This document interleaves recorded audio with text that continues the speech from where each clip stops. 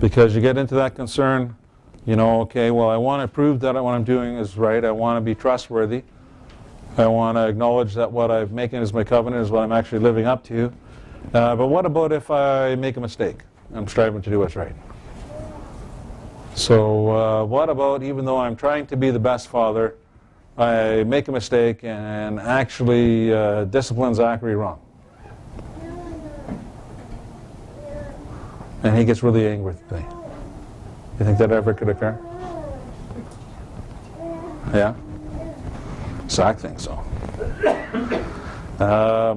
But what about if I make any mistake like that? Not where I haven't given up totally on striving to do what's right. I've made a mistake. And what about if I feel like I'm getting stuck in a situation where it gets tougher and tougher and tougher, and I'm not sure which way to possibly get out of this situation? I'm in a tough situation.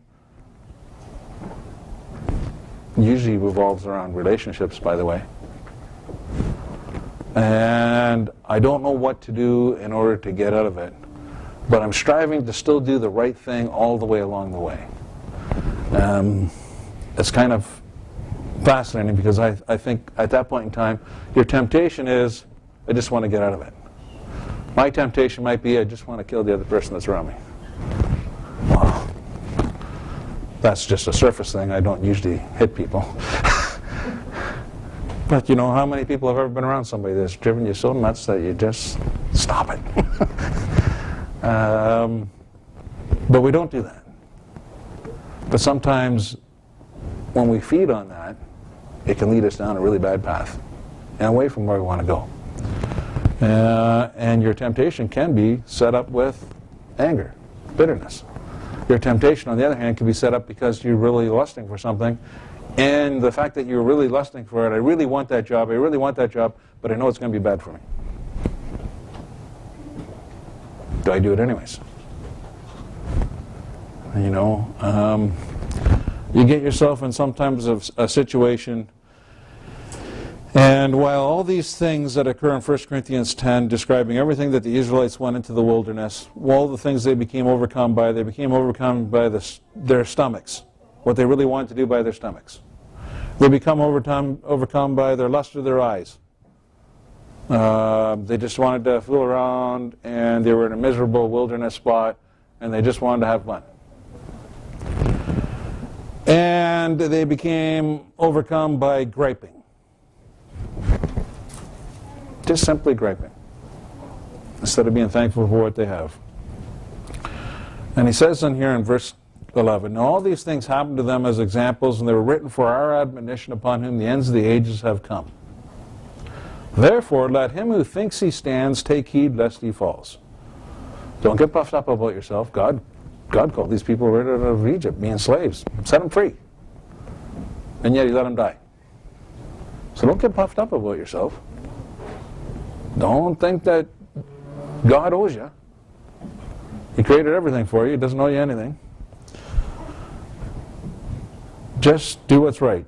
And then in verse 13 it says, "No temptation has overtaken you such as is common to man," anytime. "But God is faithful, who will not allow you to be tempted beyond what you are able." And that's cool, because it doesn't matter who you are, it doesn't matter what your problems are, if you sincerely desire to follow Christ, no matter what, God will provide a way for you to make it.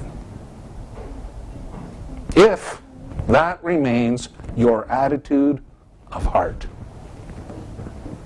And if it doesn't sound like I'm coming back to the same concept along the way, your decision, your attitude, what's the point behind you, who you are, integrity. If that's your attitude to heart, it says, "But with the temptation will also make the way of escape, that you may be able to bear it." Now that's pretty cool. And I love the way that that's worded, because I think that there's wonderful examples throughout the Bible where people are incredibly tempted, and the way of escape was not God necessarily picked them up and moved them. You see that happen once, but we generally don't see that. The way of escape, God provided something for them to do to get out of the situation they were in. But He required they do it. wasn't done for them. With that way of escape, it required that they remain focused and do it. Do what is right. And so they'd be able to bear it and live up to their commitments before God. If we go over to Colossians chapter 2.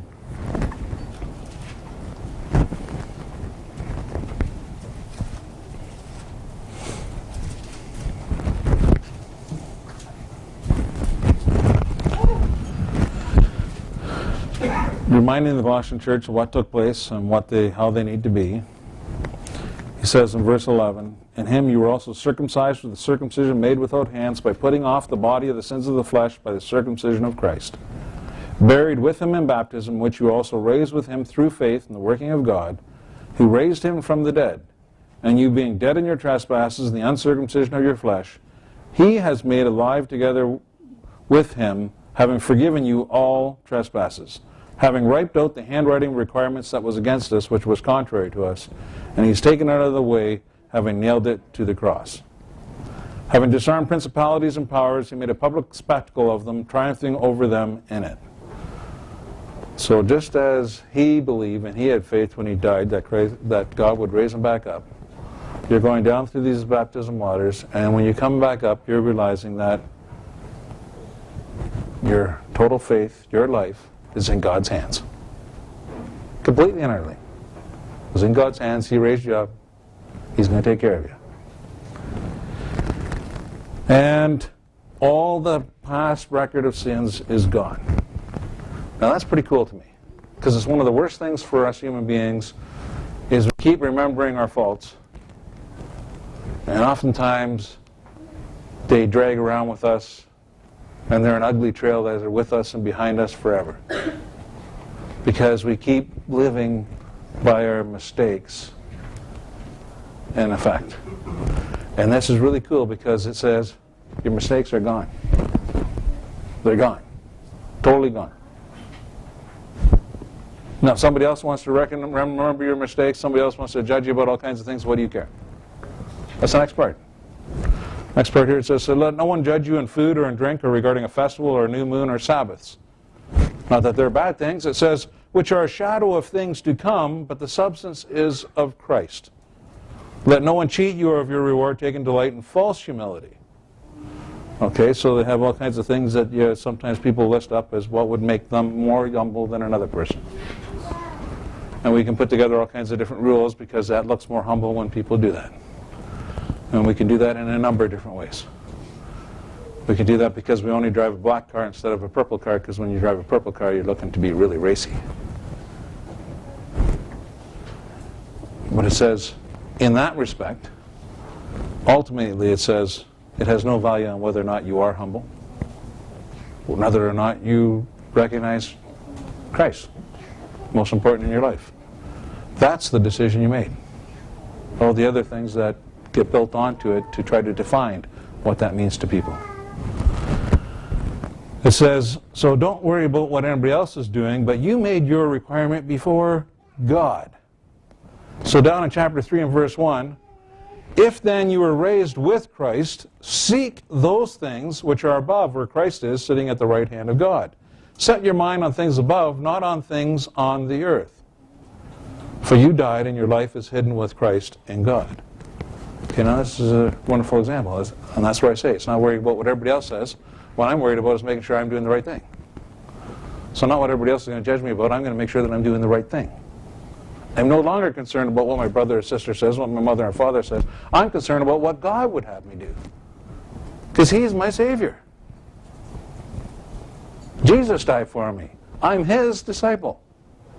So if I'm His disciple, I shouldn't be always concerned about what everybody else is wanting at this point in time.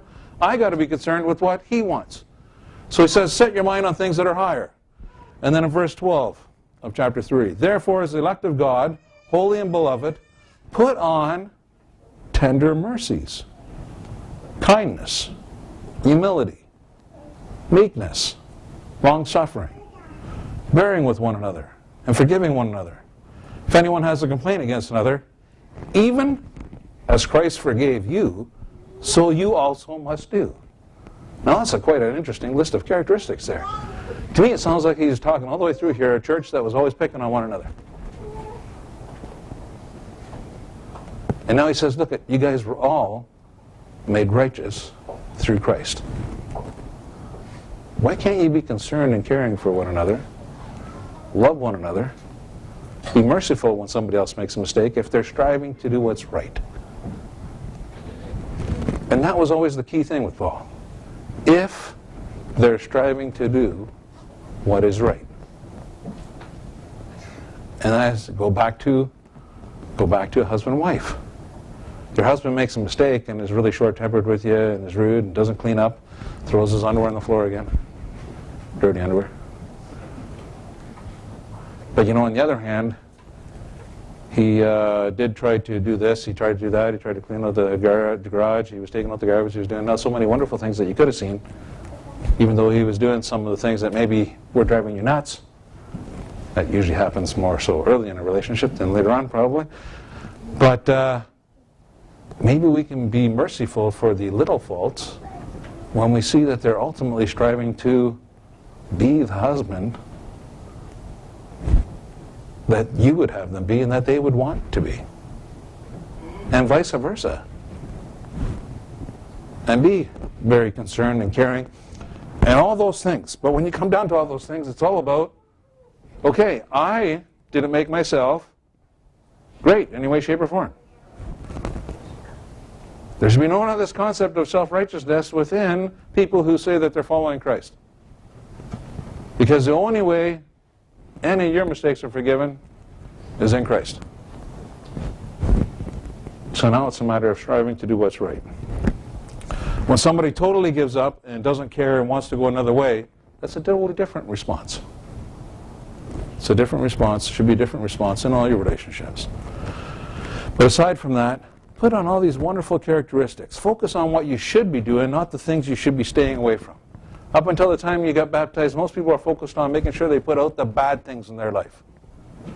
And here it says, make sure that your mind's focused on doing the good things, the right things, by putting on the right attitude, the right character, the right concern for one another, to be the right person.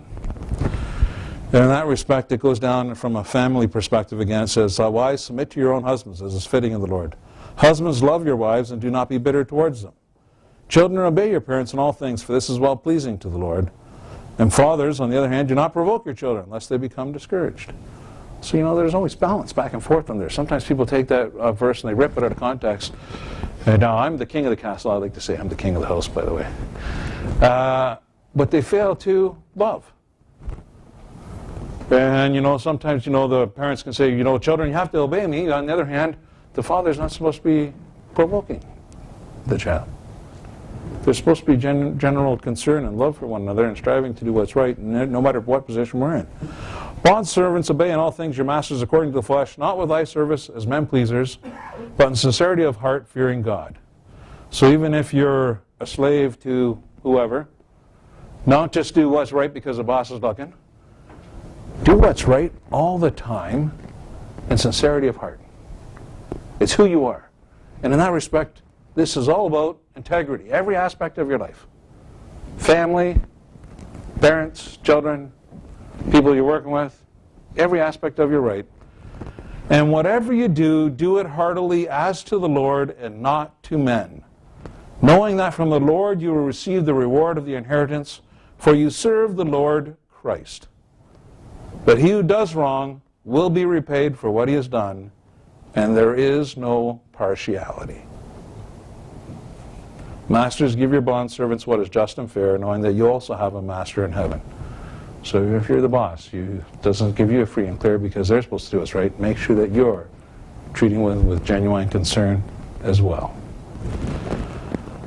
But you know, wonderful promise, wonderful directions, and always a note, don't give up. Because you will get what you deserve. But I can tell you as a father, even if my children make mistakes, but they love you, and they're striving to do what's right, it's pretty easy to forgive them their mistakes, love them, cherish them, and continue to try to direct them. And that's the beautiful, simple thing of it. How about we sing Amazing Grace as they come up here and we get them ready to go into the water.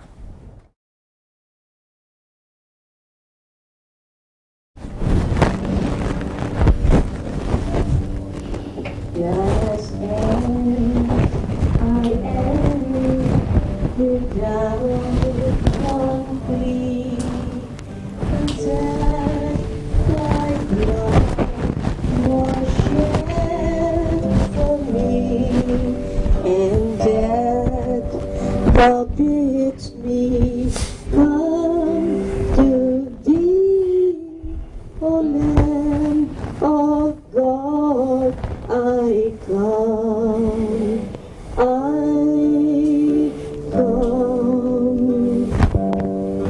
just as I am, and waking not to rid my soul of one dark blood, to thee whose blood can cleanse each spot, O Lamb of God. I come,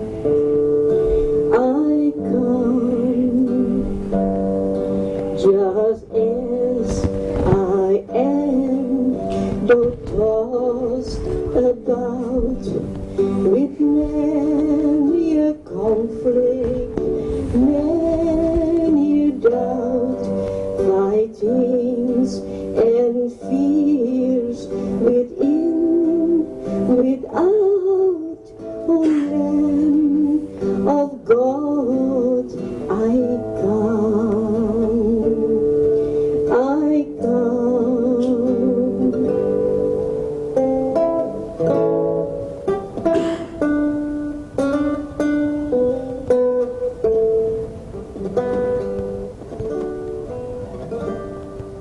just as I am, poor, wretched and blind, sight, riches, healing, all of the mind, yea, all I need in thee to find, O Lamb of God.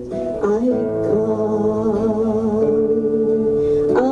come, just as I am, thou wilt receive, wilt welcome, pardon, cleanse, relieve, because thy promise I